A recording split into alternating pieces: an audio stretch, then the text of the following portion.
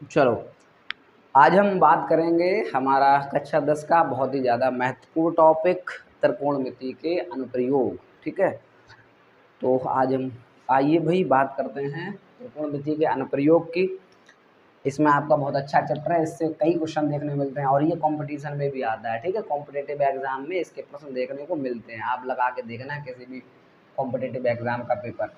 तो इसमें क्या आ रहा है, त्रिकोणमिति। ये दिख रहा है ऊपर, देखना। नहीं दिख रहा ना, नहीं दिखाई दे रहा। चलो हटा दो, तो हम इसको नीचे लिख रहे हैं ना। यहाँ लिखो, यहाँ आ जाओ, यहाँ तो दिख रहा होगा ना। मिति बड़ी सही है ना, ऐसी लिखा है, छोटी की चढ़ेगी। त्रिकोणमिति यहाँ लिख लो के अनुप्रयोग, अनुप्रयोग। ठीक है, ये है, इसका मतलब हुआ एप्लीकेशन ऑफ ट्राइगोनोमेट्री।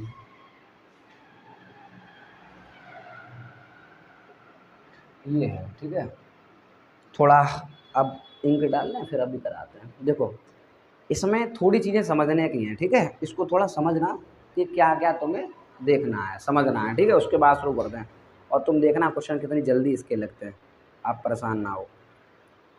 देखो, पहले इसमें दो तो एंगल होंगे समझने के लिए। ठीक है, क्या होंगे, दो एंगल होंगे समझने के लिए, और उसके बाद में दो चीज़ें और होंगी। देखो क्या क्या होंगे, मेरी बात समझना। मैं यहाँ लिखे दे रहा हूँ। सबसे पहले एक दृष्टि रेखा क्या होनी चाहिए, दृष्टि रेखा बहुत जरूरी है आपको समझना। ठीक है, और एक आधार रेखा क्या होनी चाहिए, आधार रेखा। ठीक है, और उसके बाद एक अवनवन कोण, पहले उन्नयन लिखो। हाँ, उन्नयन कोण। ठीक है, और एक आता है अवनवन कोण। इस चैप्टर में बस केवल इतना ध्यान रखना। ठीक है, सुनो यहाँ देखो, दृष्टि रेखा, आधार रेखा, उन्नयन कोण और अवनवन कोण, चार तो ये। उसके बाद में क्या जरूरत पड़ेगी, टेन थीटा में, टेन थीटा में 30 का मान और टेन थीटा में 60 का मान। बस इस चैप्टर के लिए इतना डाटा पर्याप्त है। आप टेन थीटा में 30 और 60 का मान याद कर लेना, बाद में आके सब करा दूंगा। एक आध कोई क्वेश्चन बचता है, वो किसी दूसरे त्रिकोणमिति के रेशियो पे चला जाएगा। ठीक है, अब मेरी बात सुनो। सबसे पहले दृष्टि रेखा। दृष्टि रेखा का मतलब क्या होता है, जो हम देखते हैं जहाँ से, भाई दृष्टि माने क्या, रेखा, आंख से, आंख से देखा हमने किसी पॉइंट को, उस पॉइंट से और हमारी आंख के बीच की जो लाइन बिल्कुल सीधी सीधी, ठीक, उस रेखा को हम क्या बोलते हैं, दृष्टि रेखा बोलते हैं। बात समझ में आ रही है, ठीक है ना। अब जैसे मान लो कि मैं अभी खड़े होकर के उस कोने को देख रहा हूँ, तो मेरा एंगल यहाँ से इस आंख से वहां बन रहा है। ठीक, तो ये दृष्टि रेखा हो जाएगी। अब मैं थोड़ा बैठ जाऊं और फिर यहाँ से देखूँ, तो फिर ये ऐसा बनेगा दृष्टि रेखा, नीचे से ऊपर की ओर। ठीक है ना, समझ में आ रहा है। ये तो हो गई दृष्टि रेखा।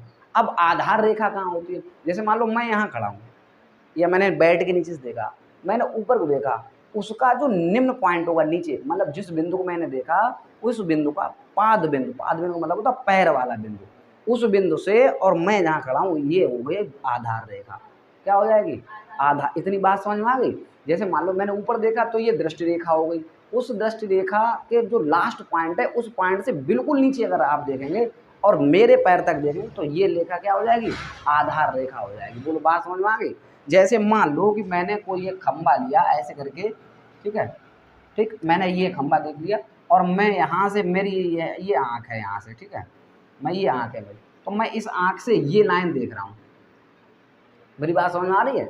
तो मैं इस आँख से अगर ये लाइन देख रहा हूँ, तो ये मेरी दृष्टि रेखा हो गई। क्या हो गई, बोलो बात समझ में आ गई। अब मैंने कहा अगर दृष्टि रेखा के टॉप से डाउन चले आओ यहाँ से, और मेरी आंखों का जो था ये पूरा अगर ये लाइन बना देते हैं, तो ये आधार रेखा हो जाएगी। कैसी हो जाएगी, बोलो। इतनी बात समझ में आ गई, कोई दिक्कत, दोनों चीजें क्लियर हुई। यानी कि दृष्टि रेखा और आधार रेखा दोनों हो गए। अब मेरी बात सुनो, यहाँ दो कोण देखने को मिलेंगे। कोण देखने को क्या मिलेगा, हमेशा ध्यान रखना कि जब हम नीचे से ऊपर को देखेंगे, नीचे से ऊपर को देखेंगे, तो यहाँ पर एक एंगल बनेगा हमारी आंख के बीच में। ठीक, उस एंगल को हम उन्नयन कोण बोलेंगे। क्या बोलेंगे, उन्नयन कोण। क्या बोलेंगे, उन्नयन कोण। बात समझ में आ गई, कोई दिक्कत। तो मेरा उन्नयन कोण भी समाप्त हुआ, आधार रेखा भी समाप्त हुई और दृष्टि रेखा भी समाप्त हुई। इसमें बता दो किसी कोई डाउट। एक एंगल बचा, एक एंगल बचा मेरा अवनवन कोण। कि सर अवनमन कहाँ बनेगा। अब मेरी बात सुनो, अभी हमारी आँख यहाँ थी, हम नीचे से ऊपर देख रहे थे, यानी कि नीचे से ऊपर, तो हमने नीचे से ऊपर देखा, नीचे से ऊपर देखा, तो हमारा ये एंगल बना 19। सर अगर हम ऊपर से नीचे देखें तो ऊपर से नीचे देखेंगे, कहाँ देखेंगे, ऊपर से नीचे। तो भैया ये पॉइंट है, यहाँ से आप देख रहे हैं, ये आपकी आँख होगी, यहाँ पर ये आँख होगी, यहाँ से इस पॉइंट को आप जब देखेंगे तो ये वाला जो एंगल बनेगा ऊपर वाला ये, ठीक, यहाँ पर जो एंगल बनेगा ये अवनमन कोण बनेगा। क्या बनेगा, अवनमन कोण। कौन सा एंगल बनेगा, अवनमन कोण। बोलो बात समझ में आई या नहीं, जल्दी बताओ। खत्म, चार के चारों एंगल, मतलब 2 एंगल और 2 आधार रेखाएं क्लियर हुई, एक दृष्टि, एक आधार, उन्नयन और अवनमन, चारों कंप्लीट। कोई दिक्कत, आगे बढ़े। अब आ जाओ, देखो अब करना क्या है, देखो सुनते रहना, क्वेश्चन क्या देगा, क्वेश्चन थोड़ा घुमा के देगा। पहले तो ये देगा कि सीधा सीधा उन्नयन कोण दे देगा। क्या दे देगा, उन्नयन कोण। तो उन्नयन कोण तो आपको मानना ही कि नीचे से ही होगा, ठीक। अब मेरी बात सुनो, कभी कभी प्रश्न ऐसे देता है कि, सॉरी इधर आ जाओ, यहाँ पे देखो, कभी कभी प्रश्न ये देता है कि इसको मान लेगा मीनार, मान लेगा, कह रहा है मीनार के शिखर से जमीन, तो जमीन तो नीचे होगी, सुन रहे ना, जमीन का बता रहा है अवनमन कोण, तो अवनमन कोण मेरा यहाँ पे बनेगा ये, ठीक है। उसने कहा कि जमीन के शिखर का अवनमन कोण 30 डिग्री है। क्या है, 30 डिग्री, ठीक है। तो किताबों में दिया अवनमन कोण होता है और डायरेक्ट यहाँ पर छपा आंसर में होता है उन्नयन कोण 30 डिग्री, क्योंकि आंसर जो लगाएंगे वो उन्नयन से लगेगा, अवनमन से नहीं लगेगा। वो देगा आपको अवनमन, लेकिन नीचे लिख देगा यहाँ पर 30, ठीक। और जैसे ही वो उधर 30 है तो ये 30 हो जाएगा, ठीक। अब कैसे हो जाएगा ये समझो, क्योंकि हमारा लगेगा सवाल उन्नयन कोण से ही, अवनमन से लगना नहीं है। जब उन्नयन से लगेगा तो अवनमन को ही उन्नयन में बदलना पड़ता है। अब कैसे, इधर सुनो, कक्षा 7-8 में आपने अल्टरनेटिंग एंगल पढ़े होंगे, एकांतर अंतःकोण, सुने ना, जेड की आकृति वाले, ठीक है, सुने या नहीं सुने अभी तक, अगर नहीं सुने तो सुन लो। ये जेड की आकृति वाले जो यहाँ एंगल बनता है वो इस एंगल के बराबर होता है, याद रखना, ठीक है। और यही आकृति उसमें बनी है, ध्यान से देखो, ये रही जेड वाली, ये यहाँ से और ये वाली, देखो ये, तो ये एंगल इस एंगल के अंतः कोणों के माध्यम से कैसा हो जाएगा, एकांतर अंतः कोणों के माध्यम से कैसे होंगे, आपस में बराबर होंगे। ये कक्षा 7-8 का टॉपिक है, ठीक है, जिसमें आपने सुना होगा, उसमें शीर्षाभिमुख कोण होते हैं ऐसे करके, ये कोण इस कोण के बराबर है, इस कोण के ये कोण के बराबर है, सुना है। तो उसी समय भाई 7-8 का टॉपिक था कि ये उन्नयन, सॉरी अवनमन था, वो अपने आप उन्नयन कैसे हो गया, ये मैं आपको यहाँ बताया हूँ, एकांतर अंतःकोण के माध्यम से। अगर आपको ये दिया है तो आप अपने आप ये कर लेना। बोलो कोई दिक्कत, कोई दिक्कत नहीं ना। अब हम थोड़े बड़े अपने सवाल की तरफ, देखो अब हम बढ़ते हैं सवाल की तरफ, देखो ध्यान से सुनना, ठीक है। तो अब मैं इसको कहाँ से, इसको हटा दूँ, अभी ये तो सब चीज़ें क्लियर हो गई ना, चलो मैं हटा दे रहा हूँ, ठीक है। थोड़ा दिमाग में रखना, ठीक है, इस चीज़ को जो मैंने बताया आपको, अभी एकदम भूल नहीं जाना, ना पता लगे कि सब भूल गए। देखो पहला प्रश्न बड़ा अच्छा प्रश्न है, ध्यान से सुन लेना। मैं समझाने पर फोकस करता हूँ, पूरा डिटो लिखने पर नहीं, ठीक है, क्योंकि मैं लिखने में टाइम वेस्ट करूँगा, इससे अच्छा है कि मैं उस चीज़ को समझा दूँ। तो आप क्या करेंगे कि आप समझने पर फोकस ज़्यादा करेंगे, बाद बाकी लिख तो आप घर पे जाकर लेंगे अगर समझ में आ जाता है तो, ठीक। क्योंकि मेन जो चीज़ होती है सवाल को समझने में, मेन देखा करो, बाद बाकी मिर्च मसाला मिलाओ और बढ़ाते चले जाओ, ठीक है, ये आपके पास होनी चाहिए। अब देखो मेरी बात सुना ध्यान से, एक प्रश्न आ रहा है, आपकी स्क्रीन पर आ रहा होगा, इसी से संबंधित एक प्रश्न है, ये 2025 में आ चुका है, ठीक है, बड़ा बढ़िया प्रश्न है। सुनो, देखो एक मीनार की ऊंचाई 20 मीटर है, तो मीनार की ऊंचाई है, तो भैया मैंने कहा मीनार है, खंबा है, कोई भी पेडिस्टल डाउन टू अप होगा, तो मैंने कहा ये लो भैया, ये रहा मीनार और इसकी ऊंचाई कितनी है, 20 मीटर। बोलो बात समझ में आ गई। अच्छा, अब कह रहा है कि जमीन पर बनने वाली उसकी छाया, तो एक बार बताओ, अगर ये जमीन है, वो सॉरी ये मीनार है, अगर सूर्य इधर है तो छाया इधर ऐसी ऐसी बनेगी, अगर सूर्य इधर है तो छाया उधर ऐसी ऐसी बनेगी, तो किधर भी बना लो बनेगा तो त्रिभुज ही। तो हमने सूर्य इधर माना और छाया जाके इधर मान ली, तो ये छाया बन के अब ये इसको मिला दी, ट्रायंगल बन गया।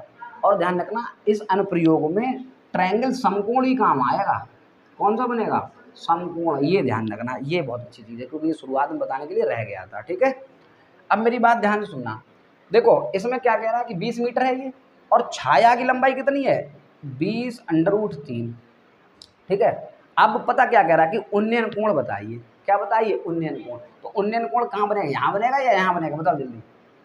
उन्नयन यहाँ पे बनेगा या यहाँ पर बनेगा, नीचे बनेगा तो नहीं, ये वाला थीटा आपसे पूछा गया, खत्म। तो अब मेरी बात सुनो, अगर ये थीटा पूछा गया तो थीटा के सामने वाला ये लंब और ये आधार है, तो लंब और आधार टेन में तो जाता है, हाँ है ना।